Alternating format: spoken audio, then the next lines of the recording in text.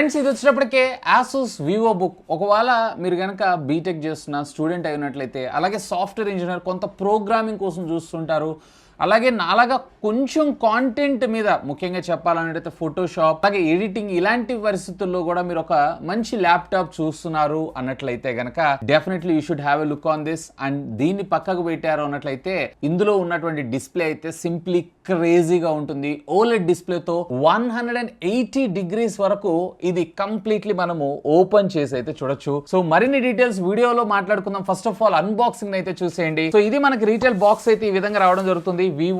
Asus Vivobook అని చెప్పి అలాగే లెఫ్ట్ అండ్ రైట్ దీనికి సంబంధించినటువంటి కొన్ని స్పెసిఫికేషన్స్ అలాగే టాప్ ఈజీగా క్యారీ చేసుకోవడం కోసం ఒక హ్యాండిల్ మనకు ప్రొవైడ్ చేశారు. అలాగే బ్యాక్ సైడ్ దీనికి సంబంధించినటువంటి ప్రైసింగ్ అయితే మనం ఇక్కడ చూడొచ్చు. ఇది 1,06,990 దాకా ఉంది. సో ఫస్ట్ ఇనిషియల్ గా మనకి ఇక్కడ ఒక సింపుల్ స్టిక్కర్ అయితే ప్లేస్ చేశారు. సో దీన్ని అయితే మనం రిమూవ్ చేసేద్దాం. సో ఇక్కడ బాక్స్ ఓపెన్ చేయగానే ఇమ్మీడియట్ గా మనకి ఇక్కడ ఒక పేపర్ అయితే ఉంది. So true life tone colours కోసం చూస్తున్నారు అన్నట్లయితే నేను ఇందాక చెప్పాను కదా, కాంటెంట్ క్రియేటర్స్ దీన్ని బేస్ చేసుకుని చెప్పాను. ఎందుకంటే ఫోటోషాప్ లేదా ఎడిటింగ్ అప్పుడు కలర్ సాచురేషన్ లెవెల్స్ ఉంటుంది సరే, అవి చాలా బాగా సూట్ అవ్వడం జరుగుతుంది.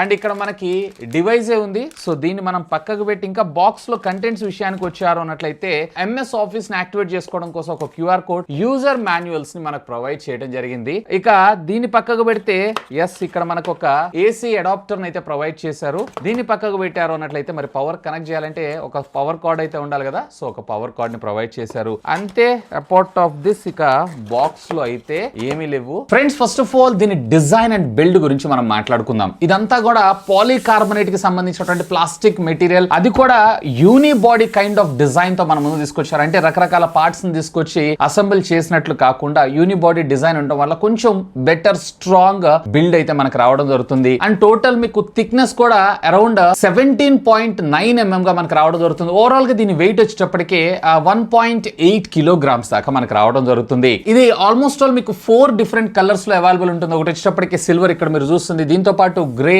బ్లూ అలాగే గోల్డ్ కైండ్ ఆఫ్ ఫినిష్ లో కూడా వీళ్ళు మనకైతే ప్రొవైడ్ చేస్తున్నారు. అండ్ బ్యాక్ సైడ్ మీరు ఇక్కడ చూసారంటే ఇనిషియల్ గా మీరు నోటీస్ చేసేది ఈ ఆరెంజ్ కలర్ కి సంబంధించినటువంటి ఈ సిలికాన్ రబ్బర్. బేసికల్లీ ఇది దేనికోసం అంటే ల్యాప్టాప్ మరి టేబుల్ మీద ప్లేస్ చేసినప్పుడు వెంటిలేషన్, ఎయిర్ ఇంటేక్ కావచ్చు, ఎయిర్ ఎగ్జాస్ట్ కావచ్చు, ఇది చాలా బాగా ఉపయోగపడటంతో పాటు కొంత మనకు గ్రిప్ కూడా రావడం జరుగుతుంది. ముఖ్యంగా అటు ఇటు జరగకుండా, ఓబుల్ అవ్వకుండా. సో ముఖ్యంగా ఓపెన్ చేసేటప్పుడు దిస్ ఇస్ ఒక మంచి గుడ్ ఫీల్ అయితే నీకు తీసుకొని రావడం జరుగుతుంది. అలాగే బ్యాక్ సైడ్ మీరు ఇక్కడ చూసారంటే మొత్తం వెంటిలేషన్ హోల్స్ మనకు కనిపిస్తూ ఉంటాయి. సో బేసికల్లీ ఎయిర్ ఇంటేక్ కోసం. అలాగే ఎగ్జాస్ట్ వచ్చేటప్పటికి మనకి లెఫ్ట్ సైడ్ మనకు ప్రొవైడ్ చేయడం జరుగుతుంది. ఇక్కడ నుంచి హాట్ ఎయిర్ డిసిపేషన్ అనేది ఇక్కడ జరగడం జరుగుతుంది. ఇక బాటమ్ మీరు చూసారు అన్నట్లయితే కనుక 2 స్పీకర్స్ ని మనకు ప్రొవైడ్ చేశారు. అండ్ బై ద వై దీంట్లో హార్మోన్ కార్డన్ కి సంబంధించినటువంటి ఆడియో సెటప్ ని కూడా మనం చూడొచ్చు along side with Dolby Atmos. ఇవే కాదు, ఇది వచ్చేటప్పటికి మనకి మిలిటరీ గ్రేడ్ సర్టిఫికేషన్ కూడా ఉంటుంది. సో వాళ్ళ స్టాండర్డ్స్ అన్ని పాస్ అవుతూ ఉంటుంది. అంటే టెంపరేచర్ పరంగా కానీ, డ్యూరబిలిటీ కానీ, సో ఇలాంటి వాటన్నిటిలో కూడా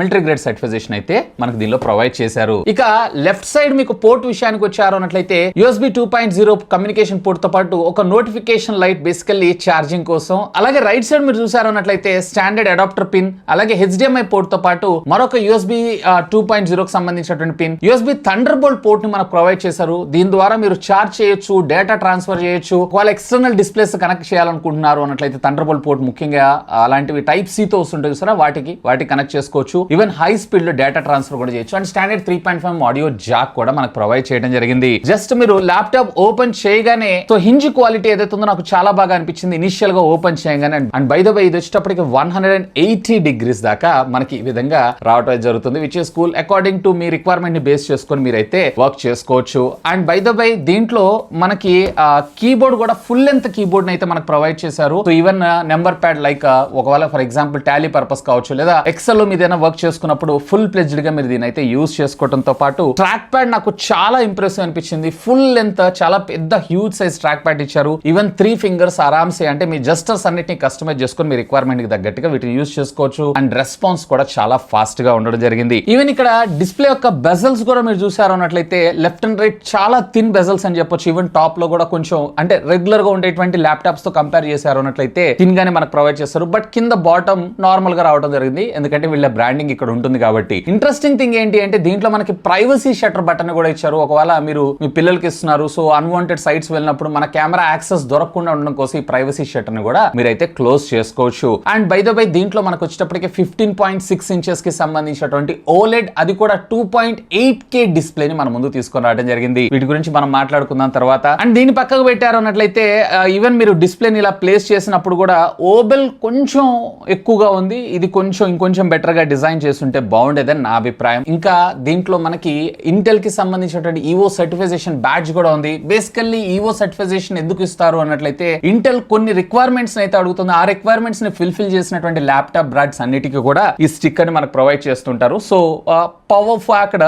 మిషన్ అని చెప్పి మనం అనుకోవచ్చు. ఓవరాల్ గా బిల్డ్ క్వాలిటీ పరంగా బడ్జెట్ కి వెరీ మచ్ సాటిస్ఫైడ్ అనే నా అభిప్రాయం. ఇక ల్యాప్టాప్ అనగానే ఫస్ట్ ఇనిషియల్ గా మనకి కీబోర్డ్, ఎందుకంటే ఎక్కువ శాతం దీని మీదనే మనం వర్క్ చేస్తూ ఉంటాం కాబట్టి. ఇందులో మనకు వచ్చేటప్పటికే 1.4 mm కి సంబంధించినటువంటి కీ ట్రావెల్ తో ఉన్నటువంటి కీస్ మనకు ప్లేస్ చేయడం అయితే జరిగింది. అండ్ కింద ఉన్నటువంటి మదర్ బోర్డ్ కి అలాగే కీబోర్డ్ కి మధ్య గ్యాప్ ఏదైతే ఉందో 0.1 mm గ్యాప్ ని మన ముందు తీసుకొచ్చారు. ఈ గ్యాప్ తక్కువగా ఉండటం వల్ల మనకు వచ్చినటువంటి అడ్వాంటేజ్ అండి. ముఖ్యంగా ఇలాంటి బ్యాక్లెట్ కీబోర్డ్స్ అన్నిటికీ కూడా లైటింగ్ అనేది బయటికి ప్రిల్ అవ్వకుండా ప్రాపర్ గా మనకి కీ అనేది వర్క్ అవడంతో పాటు త్వరగా వాటర్ పడ్డా ఇలాంటివన్నిటిలో లోపలికి వెళ్ళేటువంటి అవకాశాలు కూడా కొంచెం తక్కువగా ఉంటుంది, గ్యాప్ తక్కువగా ఉండటం వల్ల. అండ్ ఒక కీకి మధ్య ఆల్మోస్ట్ 19.5 mm గ్యాప్ అయితే మనకు రావడం జరుగుతుంది. అంటే అక్కడ ఉండేటువంటి లెటర్, ఇక్కడ ఉండేటువంటి లెటర్ కి మధ్య మనం టైప్ చేసినప్పుడు ఒక ఫింగర్ కి మరొక ఫింగర్ కి టచ్ అవ్వటం, అంటే స్పేస్ ఏదైతే ఉందో సఫిషియెంట్ గా ఉంది. మీ వర్క్స్ అన్నిటిని నిరభ్యంతరంగా యూజ్ చేసుకోవడంతో పాటు ఇందులో మనకి డెడికేటెడ్ గా నెంబర్ ప్యాడ్ కూడా ప్రొవైడ్ చేశారు కాబట్టి ఒకవేళ ఎక్సెల్ లో ఇలాంటి వాటిలో డేటా ఎంట్రీ చేసేటప్పుడు మీకు ఇంకా ఇది కొంచెం సులువుగా ఉండేది. ఎక్స్టర్నల్ గా మీరు కీబోర్డ్స్ ని యూజ్ చేయాల్సిన అవసరం లేకుండా. అండ్ దీంట్లో వీళ్ళు కొంచెం యూనిక్ గా ఉండడం కోసం ఎస్కేప్ కీ అలాగే ఎంటర్ కీ దగ్గర కొంచెం డిఫరెంట్ గా అయితే మన ముందు తీసుకొచ్చారు, which is cool. And by the way ఇది వచ్చేటప్పటికి మనకి యూఎస్ కీబోర్డ్ లేఅవుట్ తో రావడం జరుగుతుంది. So majority of the softwares అన్నిటికీ కూడా ఇది ప్రాపర్ గా సపోర్ట్ చేయడం అయితే జరుగుతుంది. ఇంకొక ఇంట్రెస్టింగ్ థింగ్ ఏంటి అంటే ఇందులో ఉండేటువంటి కీబోర్డ్స్ అన్నిటి మీద కూడా మనకి యాంటీ బయోగ్రల్ గార్డో ఏదో తీసుకొచ్చారు. బేసికల్లీ దీని వల్ల లాభం ఏంటి అంటే ఇప్పుడు జనరల్ గా మనం ఫుడ్ తింటూ ఉంటాము లేదా వర్క్ చేస్తూ ఉంటాము, ఇలాంటి సందర్భాలు లేదా ఇంకొకరికి ఇస్తుంటాం. మన చేతి మీద ఉండేటువంటి బ్యాక్టీరియా ఏదైతే ఉందో అది మళ్ళీ మనం ఫుడ్ తినేటప్పుడు లేదా ఏదైనా స్నాక్స్ తినేటప్పుడు మనకు ఒంట్లోకి వెళ్లకుండా దీని పైన ఉండేటువంటి గార్డ్ ఏదైతే ఉందో ఆ బ్యాక్టీరియా మొత్తాన్ని కూడా కిల్ చేయడం లేదా తొందరగా అట్రాక్ట్ అవ్వకుండా ఉండేలాగా చూడటం జరుగుతూ ఉంటుంది. So basically kind of hygiene గా చూసుకుంటారు, హైజీన్ కూడా ప్రయారిటీ ఇస్తుంటారు అన్నట్లయితే ఇది మీకు అడిషనల్ బెనిఫిట్ అయ్యేటువంటి అవకాశం ఉంది. అండ్ బై ద బై ఇది అప్ టు 3 years దాకా ప్రొటెక్ట్ అయితే చేయగలదంట. ఆ తర్వాత మరి ఏమైతుందేమో కంపెనీ అయితే ఎక్కడ డిక్లేర్ చేయలేదు. అండ్ దీంట్లో మనకు వచ్చేటప్పటికే ఫింగర్ ప్రింట్ స్కానర్ కూడా ఇచ్చారు. ఏదైతే పవర్ బటన్ ఉందో అదే మనకి ఫింగర్ ప్రింట్ స్కానర్ లాగా వర్క్ అవ్వడం జరుగుతుంది. ఇక దీనిలో డిస్ప్లే డిపార్ట్మెంట్ విషయానికి వచ్చారంటే 15.6 ఇంచెస్ కి సంబంధించినటువంటి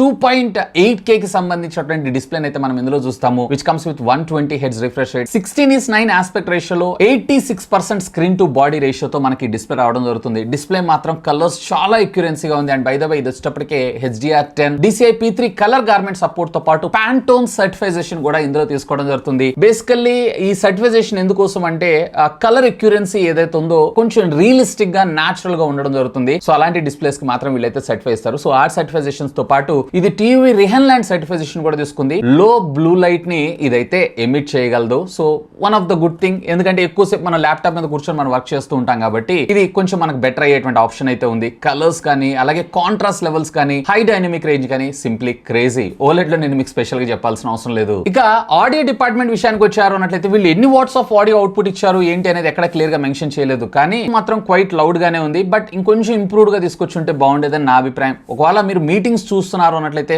గుడ్ ఎనఫ్. లేదు నేను మూవీస్ ఎక్కువగా వాచ్ చేస్తుంటాను, మూవీస్ కూడా చూస్తుంటాను అప్పుడప్పుడు అన్నట్లయితే కనుక ఇక్కడ మీకు హెడ్ ఫోన్స్ పెట్టుకుంటే బెటర్, లేదా వైర్లెస్ TWS ఏదైనా వాడారంటే మీకు బెటర్ ఆడియో క్వాలిటీ వచ్చేటువంటి అవకాశం అయితే ఉంది. అండ్ బై ద బై దీంట్లో వచ్చేటప్పటికే Dolby audio and Harman Kardon కి సంబంధించినటువంటి ఆడియో సర్టిఫికేషన్ కూడా మనకి ఇందులో తీసుకొని రావడం జరిగింది. ఇక దీనిలో one of the key highlight ఇందులో ఉండేటువంటి ప్రాసెసర్ గురించి మనం మాట్లాడుకుందాం. ఇందులో వచ్చేటప్పటికి ఇంటెల్ కి సంబంధించినటువంటి i9 అది కూడా 13th జనరేషన్ ఆఫ్ ప్రాసెసర్ మనకి ఇందులో యూజ్ చేయడం జరిగింది. 13900H ప్రాసెసర్ అయితే ఇందులో వాడటం జరిగింది. 5.4 GHz మాక్సిమం క్లాక్ స్పీడ్ అలాగే 14 కోర్స్ మనకి ఇందులో రావడం జరుగుతుంది. పెర్ఫార్మెన్స్ వైజ్ గా దిస్ ఇస్ ద బీస్ట్. ఇప్పుడు యాజ్ వెల్ as మార్కెట్ లో ఏదైతే టాప్ నాచ్ ఉందో సో దాన్ని ఇందులో యూజ్ చేయడం జరిగింది. And day to day life లో మీకు ఎలాంటి ల్యాగ్ గానీ హ్యాంగ్ ల్యాగ్ లేకుండా ఎలాంటి పని అయినా కానీ చాలా సునాయాసంగా ఇది హ్యాండిల్ చేయగలదు. ప్రోగ్రామింగ్ పర్పస్ కావచ్చు, లేదన్నట్లయితే వీడియో ఎడిటింగ్ పర్పస్ కావచ్చు. బట్ దీంట్లో నేనైతే కొన్ని హీటింగ్ ఇష్యూస్ అయితే అబ్జర్వ్ చేశాను. So majority of the heat ని కంట్రోల్ చేసినా గానీ ఇది కొంత హీట్ ని అయితే జనరేట్ చేస్తుంది. సో ఆఫ్ కోర్స్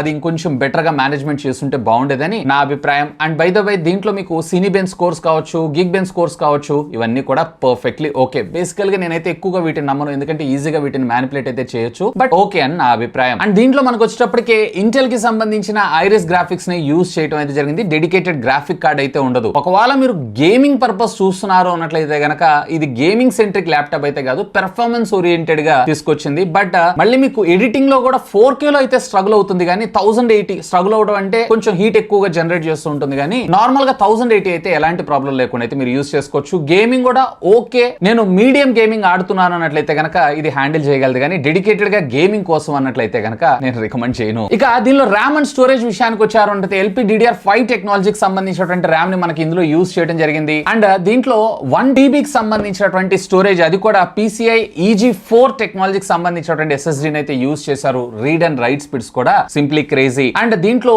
ఎలాంటి విర్చువల్ ర్యామ్ సపోర్ట్ అయితే మనకు ప్రొవైడ్ చేయలేదు. బట్ 16 GB అలాగే 1 TB ఆఫ్ స్టోరేజ్ ఏదైతే ఉందో మోర్ దెన్ ఎనఫ్ అని నా అభిప్రాయం. సో ఓవరాల్ గా చెప్పాలంటే పెర్ఫార్మెన్స్ ఓరియంటెడ్ గా ఒక ల్యాప్టాప్ చూస్తున్నారు అన్నట్లయితే have a look on that. ఇక దీంట్లో మనకు వచ్చేటప్పటికే Windows 11 హోమ్ ఎడిషన్ ని మనకు ప్రొవైడ్ చేశారు. అండ్ దీంతో పాటు మైక్రోసాఫ్ట్ కి సంబంధించినటువంటి హోమ్ అండ్ స్టూడెంట్ ఎడిషన్ ని కూడా మనకు ప్రొవైడ్ చేశారు. అండ్ McAfee కి సంబంధించినటువంటి యాంటీవైరస్ కూడా బై డిఫాల్ట్ గా ఇన్స్టాల్ చేసి మనకు పంపించడం జరిగింది. సో ఆపరేటింగ్ సిస్టమ్ పరంగా ఓకే. ఇక వైర్ అండ్ వైర్లెస్ ఫీచర్స్ విషయానికి వచ్చారు అన్నట్లయితే దీంట్లో మనకి వైఫై 6E టెక్నాలజీతో పాటు of course dual band wifi కూడా మనకు సపోర్ట్ చేయడం జరుగుతుంది. బ్లూటూత్ 5.2 టెక్నాలజీని మన ముందు తీసుకొచ్చారు అడిషనల్ యాక్సెస్ ని కనెక్ట్ చేసుకోవడం కోసం. అండ్ దీంతో పాటు మనకి ఇందులో 720p కి సంబంధించినటువంటి HD రెడీ కెమెరాని మన ముందు తీసుకొచ్చారు. సో ఇక్కడ ఇది ఇంకొంచెం బెటర్ గా తీసుకొచ్చుంటే బాగుండేదని నా అభిప్రాయం. ఇక దీనిలో బ్యాటరీ విషయానికి వచ్చారు అన్నట్లయితే దీంట్లో మనకి 4 సెల్ 75 వాట్స్ కి సంబంధించినటువంటి బ్యాటరీని అయితే మన ముందు తీసుకొచ్చారు. కోర్స్ దీంట్లో అవుట్ ఆఫ్ ద బాక్స్ మనకి 90 వాట్స్ ఆఫ్ ఫాస్ట్ ఛార్జింగ్ కూడా ప్రొవైడ్ చేశారు. సుమారుగా ఇది 60% ఆఫ్ ద ఛార్జింగ్ మీకు 49 మినిట్స్ లో కంప్లీట్ చేయడం అయితే జరుగుతుంది. ఒక